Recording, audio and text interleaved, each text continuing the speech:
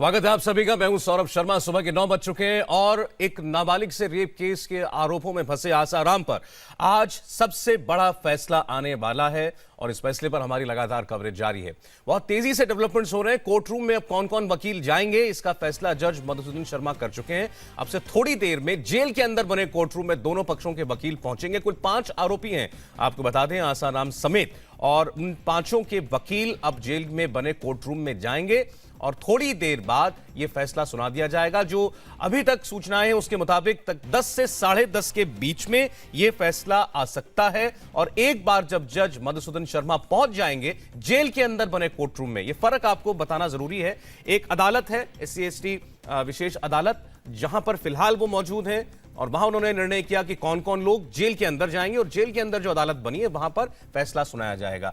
इसी अपडेट पर जोधपुर से हमारे संवाददाता अभिषेक उपाध्याय ने वरिष्ठ वकील सज्जन राज सुराना से बात की। सुनते हैं। हमारे साथ में सीनियर एडवोकेट सज्जन सिंह सुराना साहब मौजूद हैं। आप अभी बाहर निकले हैं कोर्ट से, अंदर की जरा जो अभी कार्रवाई हुई है अंदर उसके बारे में बताइए। ऐसा है कि कोर्ट ने ये प्रोसीडिंग ड्रॉ की कि जो रिलेवेंट एडवोकेट हैं जिनके वकालतनामा फाइल है वो सारे कोर्ट में जाएंगे और CRPC में प्रोविजन है कि without an advocate pronouncement of the judgement नहीं हो सकता है, क्योंकि opportunity of being heard will be given to the advocates. तो जितने भी 5 आरोपी हैं उन 5 के जो वकील हैं वो जाएंगे साथ में और कंप्लेनेंट के जो एडवोकेट हैं वो भी जाएंगे उसमें, complainant and public prosecutor, special public prosecutor. कुछ आपको मतलब इस बात का इल्म है कि कब तक ये फैसला आ जाएगा? करीब 10 साढ़े 10 बजे 10 साढ़े 10 फैसला आ जाएगा। और सारे जो इस मामले में आरोपी हैं सबके सब यहाँ हाजिर हो चुके हैं। फैसला सुनाने में तो 5 मिनट लगेंगे, 5 मिनट लगते हैं फैसला सुनाने में। और क्या उम्मीद कर रहे हैं आप? उम्मीद तो ऐसा है कि कोई जन्मपत्री तो देखते नहीं, भविष्यवक्ता होने में सबूतों को, तथ्यों के आधार पर कुछ नहीं। ऐसा जो फैसला कोर्ट करेगी वही होगा। किसी का मैं आपका माइंड रीड नहीं कर सकता। I am not a mind reader. Court के हाथ में जो फैसला करेगा कोर्ट करेगा। कुछ देर में आपके सामने आ ही जाएगा। तो ये सुराना साहब हैं, ये बता रहे हैं कि 10 से 10:30 के बीच में ये फैसला आ जाएगा और जो प्रक्रियाएं अंदर हुई उसकी जानकारी दे रहे हैं। चलिए, तो तस्वीर काफी हद तक अब साफ हो चुकी है। 10 साढ़े 10 बजे के करीब ये फैसला आने की उम्मीद की जा रही है और थोड़ी देर में जज जो हैं वो जेल के लिए रवाना होंगे। जेल के बैरक नंबर 2 में एक विशेष अदालत आज लगाई जाएगी, जहां पर थोड़ी देर में वो अपना फैसला सुना देंगे, ये बताया जा रहा है। वहां पहुंचने के बाद कुल 5 आरोपी हैं, जिनमें से एक हैं ये शिल्पी, जिन्हें इस वक्त आप स्क्रीन पर देख रहे हैं, और ये प्रमुख साजिशकर्ताओं में से एक हैं। ये उस हॉस्टल की वार्डन थी जहां ये लड़की रहती थी।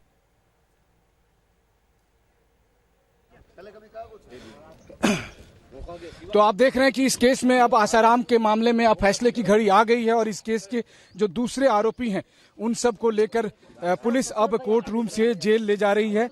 और इस समय पुलिस की गाड़ी में दूसरी आरोपी शिल्पी मौजूद हैं, जो कि उस हॉस्टल की वार्डन थी जहां पीड़ित लड़की पढ़ती थी। और अब से कुछ ही देर के बाद आसाराम मामले में फैसला आने वाला है।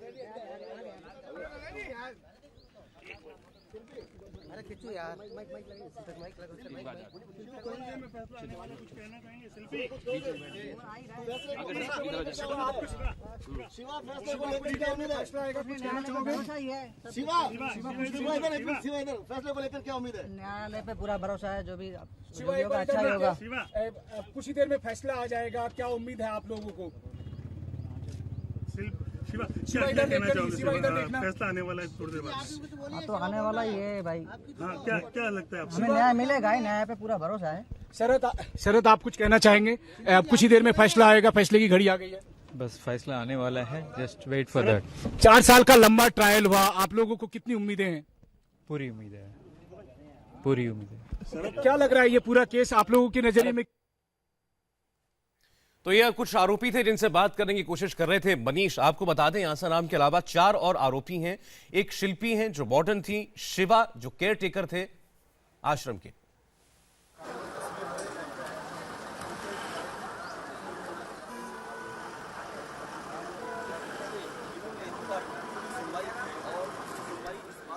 हलचल है, आप देख रहे हैं जोधपुर कोर्ट के बाहर की। सीधे अभिषेक के पास चलते हैं। अभिषेक, आप सुन पा रहे हैं तो क्या जज रवाना हो चुके हैं जेल के लिए?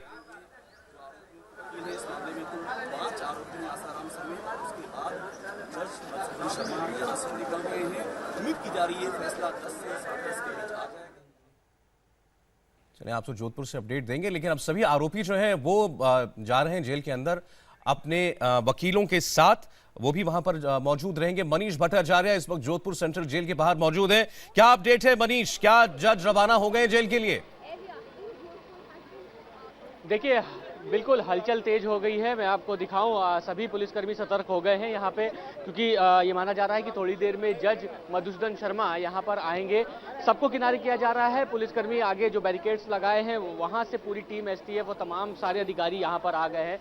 कुछ ही समय में यहाँ पर आएंगे जज और उसके बाद कार्रवाई शुरू होगी। लेकिन फिलहाल अभी जल्द से जल्द ये माना जा रहा है कि कुछ ही समय में जज पहुंचे, उससे पहले जितने भी पुलिसकर्मी हैं सबको पूरा रास्ता क्लियर कराया जा रहा है, क्योंकि यहाँ से जिस समय जब गाड़ी जाएगी तब इस रूट पे कोई मौजूद ना हो। यहाँ सामने इस गेट पे गाड़ी रुकेगी और उसके बाद सीधे 500 मीटर अंदर जेल के अंदर जज पहुंच जाएंगे। काफी हलचल है और काफी बंदोबस्त भी है मनीष वहां पर, ऐसा देखकर लग रहा है। और हमने देखा सभी आरोपी जो हैं वो भी अब यहां से रवाना हुए हैं पुलिस हिरासत में। स्पेशल जज मधुसूदन शर्मा ने ये ऑर्डर दिया कि कौन कौन व्यक्ति जेल के अंदर जाएंगे। उसमें सभी आरोपियों के नाम थे जो लोग अभी जमानत पर थे। इसके अलावा वकीलों के नाम थे। तो सबसे पहले जो इस केस के 3 आरोपी जो जमानत पर थे, शिल्पी, शिवा और शरद, ये तीनों को इन तीनों को पुलिस की गाड़ी में बिठाकर सेंट्रल जेल भेज दिया गया। उसके पीछे में इस केस से जुड़े सभी वकील अपनी अपनी गाड़ी से रवाना हुए और फिर स्पेशल जज मधुसूदन शर्मा भी जेल की तरफ रवाना हो गए हैं। और अब अगले कुछ ही मिनट के अंदर से जोधपुर के सेंट्रल जेल में स्पेशल जज पहुंचेंगे और फिर वहां पर जो 10-15 मिनट का वक्त लगेगा अरेंजमेंट करने में, उसके बाद इस केस का फैसला सुना दिया जाएगा। जी मनीष अपडेट दे रहे हैं जोधपुर से। उन्होंने बताया जज रवाना हो चुके हैं जेल के लिए और थोड़ी देर में आप उम्मीद कर सकते हैं वो वहां पहुंच जाएंगे और 10 बजे के बाद किसी भी वक्त ये फैसला सुनाया जा सकता है। और अभिषेक उपाध्याय वो लगातार कोशिश कर रहे हैं, वहां मौजूद थे कोर्ट के बाहर और उन्होंने कोशिश की जितने भी आरोपी और हैं उनसे बात करें। ऐसी जो प्रमुख एक साजिशकर्ता हैं, आरोपी हैं इस मामले की, शिल्पी, उनकी तस्वीरें हमने आपको दिखाई थी, उनसे बात करने की उन्होंने कोशिश की थी। एक नजर डालते हैं। देर में फैसला आ जाएगा। कुछ कहना चाहेंगे आप?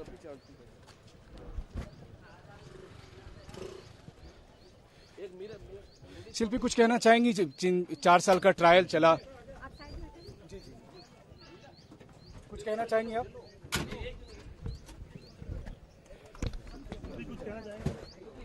पहले कभी कहा कुछ? तो आप देख रहे हैं कि इस केस में अब आसाराम के मामले में अब फैसले की घड़ी आ गई है और इस केस के जो दूसरे आरोपी हैं उन सब को लेकर पुलिस अब कोर्ट रूम से जेल ले जा रही है। और इस समय पुलिस की गाड़ी में दूसरी आरोपी शिल्पी मौजूद हैं, जो कि उस हॉस्टल की वार्डन थी जहां पीड़ित लड़की पढ़ती थी। और अब से कुछ ही देर के बाद आसाराम मामले में फैसला आने वाला है।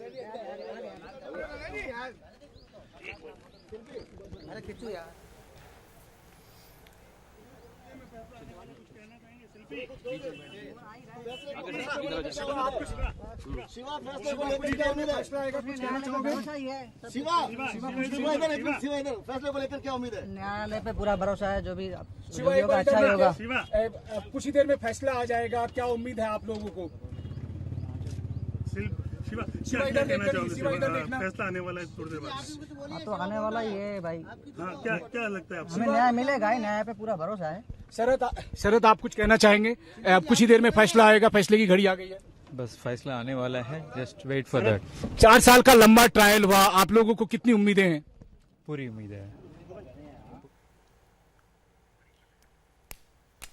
तो जज मधुसूदन शर्मा रवाना हो चुके हैं जेल के लिए। एक बार फिर आपको लेकर चलते हैं जोधपुर सेंट्रल जेल के बाहर। इस वक्त मनीष भट्टाचार्य मौजूद हैं। सारे आरोपी अंदर रहेंगे, उनके वकील अंदर रहेंगे और जज भी वहां पहुंचने वाले। मनीष, मेरी वजह से नहीं होगी, बाकी का मेरे को पता नहीं, मेरी वजह से नहीं होगी।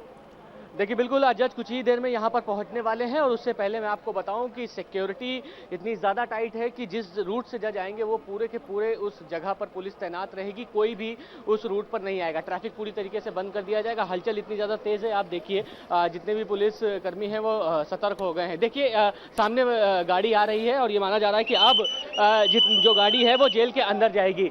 जज से पहले ये पुलिस की गाड़ी है जो पायलट करते हुए आई है, ये अब यहाँ से रवाना हो रही है जोधपुर सेंट्रल जेल के लिए। आप देखिए बिल्कुल। और अभी मान सकते हैं बस अब जज साहब की जो गाड़ी है वो पीछे आ रही है और वो एंट्री करेगी जेल में। ये देखिए, ये पीछे गाड़ी है, इसमें वकील बैठे हुए हैं एक गाड़ी में, और उसके पीछे एक और पुलिस की गाड़ी पायलट करते हुए आ रही है, और पीछे की जो गाड़ी है उसमें जज मधुसूदन शर्मा हैं, बैठे हुए हैं, और तमाम जो पुलिस के अधिकारी हैं वो पायलट करते हुए सीधे जेल में जाएंगे। यहाँ से 500 मीटर की दूरी है बैरक के लिए, वहाँ तक के गाड़ी जाएगी, और उसके बाद जज मधुसूदन शर्मा और उनके साथ जो लोग मौजूद हैं वो अंदर जाएंगे। ये देखिए, अंदर जो वकील हैं और जो जज हैं वो जा रहे हैं। बिल्कुल आप सामने देखिए, गाड़ी में जो बैठे हुए हैं, इसके पीछे गाड़ी है, भारी सुरक्षा तैनात किया गया। और चूंकि यहाँ से जो गाड़ी जो जा रही है वो सीधे एकदम बैरक से पहले जो एंट्री होती है वहां पर गाड़ी रुकेगी, और वहीं तक के जितने भी लोग हैं जिनको भी इजाजत दी है कोर्ट ने, कौन कौन जज के साथ रहेंगे, मधुसूदन शर्मा के साथ जो वकील रहेंगे, और जो उनके एलडीसी और जो बाबू जो वगैरह जो टाइपिस्ट होते हैं वो वहां पर जाएंगे। एक कोर्ट ने बाकायदा एक लिस्ट बनाई हुई है कि उन्हीं लोगों को अलाउ किया जाएगा जिनको जज ने कहा है। तो कुल मिला के मान सकते हैं कि जज के साथ लगभग 15 से 20 लोगों की एक टीम रहेगी, वकीलों को मिलाकर। साथ में सिर्फ जोधपुर जेल के जो डीआईजी हैं विक्रम सिंह, वो वहां पर मौके पर मौजूद रहेंगे। मैं पूछता विजय, जज सुराणा जी के साथ आप जा रहे हैं? आज हमें उम्मीद है कि आज शिवा को छोड़ दिया जाएगा। बिल्कुल, ये सज्जन सुराणा साहब के साथ जो वकील हैं उनकी टीम है वो यहाँ पर जा रही है, और अभी आप देखिए फिलहाल हलचल बहुत ज़्यादा तेज है।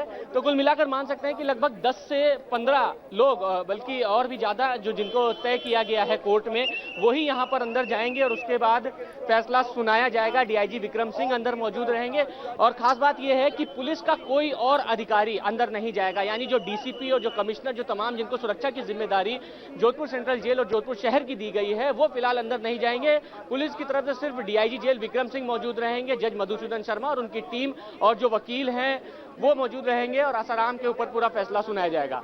मनीष, ये बताइए कि क्या जेल परिसर के आसपास कहीं भी आसाराम के समर्थक पहुंचे हैं? देखिए, छिटपिट ये खबरें जरूर आ रही हैं कि आसाराम के जो समर्थक हैं वो इधर उधर जरूर आ रहे हैं, उनको तुरंत हिरासत में लिया जा रहा है। लगभग 275 लोगों को कल से अभी तक के हिरासत में ले लिया गया है। एक ऐसा समर्थक था जो यहाँ पर आ गया था, आसाराम की पूजा अर्चना कर रहा था और चिल्ला रहा था कि किसी तरीके से आसाराम को छोड़ दो, और उसको तुरंत पुलिस ने हिरासत में लिया। 4 लोगों को रेलवे स्टेशन से हिरासत में लिया है, लगभग 6 लोगों को पुलिस ने हिरासत में लिया, और इन सभी लोगों को जो ओपन जेल बनाई है स्टेडियम में, वहां पर रखा गया है। और सुरक्षा व्यवस्था इतनी चाक चौबस है कि लगातार शहर में फ्लैग मार्च किया जा रहा है, और पुलिस ने साफ कहा है कि जो भी आसाराम का जो समर्थक है, जो यहाँ चाहे किराए पे रह रहा हो या मकान में कहीं भी रह रहा है, वो तुरंत शहर खाली कर दे। किसी तरीके का न्यूसेंस क्रिएट करेगा उसके खिलाफ सख्त से सख्त कार्रवाई की जाएगी। जोधपुर से पाली, बाड़मेर, ये जो तमाम हाईवे हैं उनको सील किया गया है, भारी पुलिस बल तैनात किया गया है, आईडी कार्ड चेक किए जा रहे हैं, और जिस रूट पे, यानी जिस रूट से कोर्ट रूम से लेके जोधपुर सेंट्रल जेल तक के जब जज आए हैं, इस पूरे रूट को अब फैसला आने तक के पूरी तरीके से बंद किया गया है। ट्रैफिक पूरी तरीके से नहीं चलेगा। बिल्कुल, मनीष जी हमारे साथ मौजूद हैं, पूरी चीज बताएंगे। आखिरकार जो जज यहाँ पर अब आ गए, अब क्या माने, लगभग कितनी बजे तक के फैसला आएगा और किस तरीके की अब कार्रवाई शुरू होगी? देखिए, अब मैं आपको बताऊं कि जो आगे की कार्रवाई होगी वो करीब 15-20 मिनट की होगी। 15-20 मिनट में जैसे ही जज साहब वहां जाएंगे, जो मेक शिफ्ट कोर्ट बनाया गया है, जैसा कि आप लगातार बता रहे हैं कि ये वो प्रेमाइसेस है जो पहले टाडा कोर्ट के लिए इस्तेमाल किया जाता था, उसमें उस जो जज साहब की कुर्सी है वहां पर आकर वो बैठेंगे, और सारे वकील और आरोपी वहां पर रहेंगे। जज साहब अपने साथ फैसले की कॉपी लेकर गए हैं। इसके अलावा इस केस की जो दूसरी फाइल है वो लेकर गए हैं, और उसके बाद पहले जज साहब अपना फैसला सुनाएंगे कि क्या इस मामले के जो आरोपी हैं, 5 आरोपी, वो दोषी हैं या नहीं हैं। अगर वो दोषी हैं तो फिर उसके बाद अगला स्टेज होगा जब उस पर सजा पर बहस होगी। तो 15-20 मिनट के अंदर ये फैसला आ जाएगा। जज के साथ लगभग और कितने लोग रहेंगे? जज साहब के साथ वकील क्या रहेंगे, सज्जन सुराणा और जो तमाम लोग हैं, और जो आरोपी हैं चारों, क्या उनको भी अंदर बुलाया जाएगा? जी हाँ, बिल्कुल। देखिए, वो चारों आरोपी को अंदर लाया गया है। अभी हम लोग कोर्ट रूम के अंदर थे, वहां पर कोर्ट रूम में एक एप्लीकेशन पर ऑर्डर हुआ जिसमें जज साहब ने ऑर्डर दिया कि इस केस में कौन कौन से व्यक्ति जेल के अंदर जो कोर्ट रूम है वहां जाएंगे। उसमें तीनों आरोपी के नाम थे, क्योंकि एक आरोपी प्रकाश जमानत मिलने के बावजूद भी आसाराम की सेवा करने के नाम पर जेल के अंदर है। तो शिल्पी, शरद और शिवा, ये तीनों को पुलिस की एक गाड़ी में बिठाकर यहाँ लाया गया। इसके अलावा जो चारों के वकील हैं, वो उसमें जिनके जिनके नाम दिए गए हैं वो सब अंदर जा रहे हैं। एक आध गाड़ी जो भी आप देख रहे हैं ये आरोपियों के वकील से संबंधित है, जो दूसरे आरोपी के वकील हैं। ये लोग अब अंदर जा रहे हैं। अंदर जाकर उसके बाद फिर यहाँ से वो जज साहब अपना फैसला देंगे। ये जो आप देख रहे हैं, देखिए बिल्कुल ये जो इस केस वकील हैं। नहीं, सब बाहर आएंगे। एक्विटेड की उम्मीद कर रहे हैं, बरी होने की उम्मीद कर रहे हैं। ये आसाराम के जो वकील थे उन्होंने कहा है कि वो बरी होने की उम्मीद कर रहे हैं। कुल मिलाकर जो वकील हैं उन्होंने बताया कि बड़ा कॉन्फिडेंस है कि वो बरी हो जाएंगे। अदालती कार्रवाई कितने बजे शुरू हो जाएगी और क्या कहना है? अदालती सिस्टम में यही है कि जो आरोपी के वकील हैं वो जब तक फैसला नहीं आता तब तक तो वो कहेंगे ही कि हमें उम्मीद है कि हम बरी होंगे, और ये होना भी चाहिए, उनको कहना भी चाहिए। वहीं दूसरी तरफ जो सरकारी वकील है पोकर राम बिश्नोई, उनसे मैंने बात की। मैंने कहा कि आपको क्या उम्मीद है? उन्होंने कहा हमने अपना केस बहुत मजबूती से लड़ा है और हमें उम्मीद है कि हम इस मामले में अधिकतम सजा तक करवाएंगे। तो ये दोनों पक्षों की दलील है। और 4 साल का ट्रायल चला ही था। आपने देखा कि सब तमाम तरह के सबूत पेश किए गए, गवाह पेश किए गए। मनीष, आप दोनों वहां पर हैं, मनीष झा भी हैं, बाकी मेहमानों के पास जाएं उससे पहले जरा आप आसाराम के अलावा ये जो 4 और आरोपी हैं, शिल्पी, शिवा, प्रकाश और शरद चंद्र, इन पर क्या आरोप है, इन पर क्या धाराएं लगाई गई हैं, जरा ये भी बता दें। देखिए बिल्कुल आसाराम के साथ जो सह आरोपी हैं शिल्पी, प्रकाश, शरद और शिवा, इनके ऊपर आरोप क्या लगे हैं, क्या क्या चार्जेस फ्रेम किए गए हैं? देखिए जल्दी हम लोग बता दें कि 15 अगस्त 2013 को यह घटना घटी थी, लेकिन उससे ठीक 8 दिन पहले ये पीड़ित लड़की मध्य प्रदेश के छिंदवाड़ा में जो आश्रम है आसाराम का, उसमें रहती थी, वहां पढ़ाई करती थी। और ये जो दूसरी आरोपी है शिल्पी, दरअसल शिल्पी बेसिकली उस हॉस्टल की वार्डन थी। और ये कहा जाता है कि उस पीड़ित लड़की को शिल्पी ने कहा कि तुम पर भूत प्रेत का साया है और इसका इलाज कराना चाहिए तुम्हें, और ये सिर्फ और सिर्फ बापूजी करा सकते हैं, तो तुम जल्दी से बापूजी से मिलो। इसके बाद जो तीसरे आरोपी हैं शरद, वो उस स्कूल के डायरेक्टर थे। फिर उसने उस पीड़ित लड़की को बुलाया और पूजा पाठ, पूरी रात पूजा पाठ चली। ये बात है 8 अगस्त 2013 की। उसके बाद फिर अगले दिन शरद ने फोन किया पीड़ित लड़की के माता पिता को, उनको बुलाया। माता पिता को बुलाने के बाद उसके बाद फिर शरद ने कहा कि सिर्फ बापूजी इस पीड़ित लड़की का इलाज कर सकते हैं, भूत प्रेत का साया हटा सकते हैं। उसके बाद फिर वो लड़की अपने माँ बाप के साथ घर जाती है। वहां से वो पता करती है कि बापूजी कहाँ हैं। उन्हें लगता है कि दिल्ली में है, तो वो दिल्ली तक आती है। तब पता चलता है कि जोधपुर में मनई फार्म में मौजूद है, तो मनई फार्म तक वो आती है। जोधपुर में आने के दौरान वो शिवा को फोन करती है, जो कि आसाराम का सेवादार है, उसको फोन करती है। तो वो कॉल रिकॉर्ड है जिसमें कि लड़की के माँ बाप शिवा को फोन करते हैं। उसके बाद मंडोर एक्सप्रेस से दिल्ली से जोधपुर आते हैं। खास बात यह है सौरभ की 2012 में पॉक्सो एक्ट और 2013 में क्रिमिनल लॉ अमेंडमेंट एक्ट ये जब प्रभाव में आया और उसके बाद ही आसाराम के ऊपर ये तमाम चार्जेस लगे हैं, पॉक्सो लगे हैं। लंबा ट्रायल हुआ है और बहुत लंबी जिरह चली और आज का फैसला भी बहुत ज्यादा और ऐसे संगीन धाराएं लगने के बावजूद, पॉक्सो एक्ट का इस्तेमाल होने के बावजूद 4.5 साल का वक्त लगा। बहुत से लोगों का ये मानना है कि ये वक्त भी बहुत ज्यादा था। बाकी और मेहमान हमारे साथ हैं, उनके पास चलेंगे। 4.5 साल के बाद एक बड़ा फैसला आने वाला है आसाराम बापू पर, जिन पर है बलात्कार का आरोप। और अब आपको बता दें कि जोधपुर की सेंट्रल जेल, जो कि आज एक अदालत की शक्ल ले चुकी है, वहां पर जज पहुंच चुके हैं और थोड़ी देर में वो अपना फैसला सुना देंगे। इससे पहले आसाराम के वकील का बयान आया। उन्होंने कहा हमें पूरी उम्मीद है कि आसाराम बापू को बरी करेगी अदालत, लेकिन यह भी अपने आप में एक तथ्य है कि इन 4.5 वर्षों के दौरान 12 बार उनकी तरफ से जमानत की अर्जी लगाई गई। बड़े बड़े वकील देश के किए गए, लेकिन कोई उन्हें जमानत भी नहीं दिला पाया। एक दिन भी वो जेल के बाहर नहीं आ पाए। इस बीच कई गवाहों पर हमले हुए, कुल 9 गवाहों पर अटैक किया गया। आरोप लगा कि वो सब आसाराम के समर्थकों ने कराया और इसके बाद 3 गवाहों की मृत्यु तक हो गई। तो ये सब इस केस के फैक्ट्स हैं, इस केस के तथ्य हैं। ये सब कुछ घटा है पिछले 4.5 साल के दौरान। आरोप लगाने वाली लड़की एक 16 साल की नाबालिग बच्ची थी, जो कि आसाराम के ही एक आश्रम के एक स्कूल में पढ़ाई करती थी। आज इस लड़की के माता पिता बरसों से आसाराम के अनन्य भक्त थे। ये सारी बातें जो हैं आज फैसला सुनाते वक्त जो जज हैं मधुसूदन शर्मा, उनके इस फैसले में हमें देखने को मिलेंगी। आसाराम बापू, उन पर आरोप है एक 16 साल की बच्ची के साथ बलात्कार करने का। 4.5 साल से वो लगातार जेल में बंद है और ये वही जेल की तस्वीरें आप इस वक्त देख रहे हैं। लगातार गाड़ियों का आना जाना यहां जारी है। इसमें पुलिस वाले हैं, सभी आरोपी हैं। 5 आरोपी हैं आसाराम को मिला करके, बाकी 4 लोग हैं, शिल्पी, शिवा, प्रकाश और शरद चंद्र। वो चारों भी अब जेल के अंदर जा चुके हैं, उनके वकील जा चुके हैं। थोड़ी देर में यह फैसला जो है सुना दिया जाएगा कि आखिर आसाराम पर अदालत का रुख क्या है। क्या इन्हें राहत मिलती है 4.5 साल के बाद, या अभी लंबा वक्त इनका इसी जेल के अंदर कटना तय है। और बताया जा रहा है कि अब जबकि जज अंदर जा चुके हैं तो अब कभी भी यह फैसला मुमकिन है कि आ जाए चंद मिनटों में। हालांकि शुरुआती तौर पर माना जा रहा था कि 10 बजे के आसपास उम्मीद की जा सकती है इस फैसले की, लेकिन अब जज अंदर हैं और ये हैं वो जज मधुसूदन शर्मा जिन्होंने इस पूरे मामले को सुना है। छिंदवाड़ा में लड़की जहां पढ़ती थी वहां से जोधपुर तक वो कैसे आई, ये सारी कड़ियां भी जोड़ने की कोशिश की है सरकारी वकील ने। पहली जो एफआईआर थी वो दिल्ली में दर्ज की गई, मामला फिर जोधपुर पहुंचा और फिर गिरफ्तारी हुई थी आसाराम बापू की।